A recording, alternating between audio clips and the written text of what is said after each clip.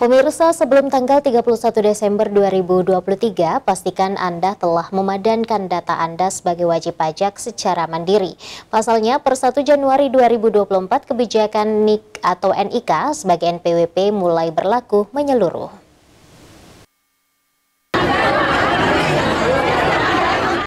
Pemberlakuan kebijakan nomor induk kependudukan NIK menjadi nomor pokok wajib pajak NPWP akan diterapkan mulai 1 Januari 2024 mendatang.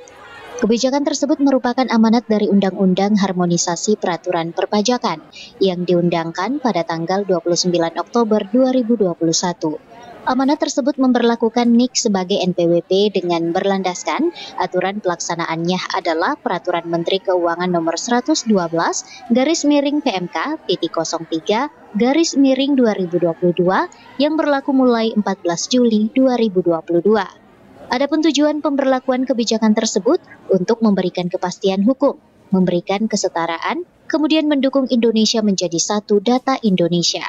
Adapun mekanismenya, Siti Aisyah selaku penyuluh pajak ahli muda Kanwil DJP Sulsel Bartra menjelaskan, saat ini Direktorat Jenderal Pajak Kantor Wilayah Sulawesi Selatan, Barat, dan Utara, Sulsel Bartra, sementara melakukan pemadanan data antara data yang dimiliki DJP dengan data yang dimiliki Direktorat Kependudukan dan Catatan Sipil, Dukcapil, seperti data utama, data lainnya, data clue, dan data keluarga.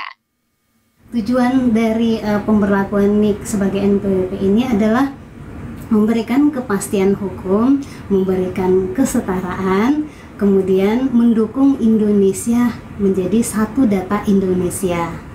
Bagaimana mekanisme di dalam pemberlakuan NIK sebagai NPWP ini? Jadi saat ini DJP sementara melakukan pemadanan data antara data yang ada di DJP dengan data Dukcapil.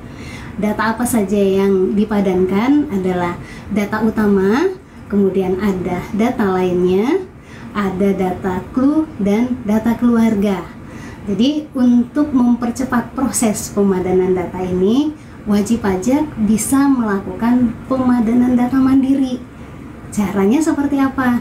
Jadi caranya adalah dengan masuk ke akun DJP online Bapak Ibu semua. Pemadanan data ini dilakukan sampai dengan 31 Desember 2023. Jadi per 1 Januari 2024 NPWP 15 digit Bapak Ibu sudah tidak bisa digunakan lagi.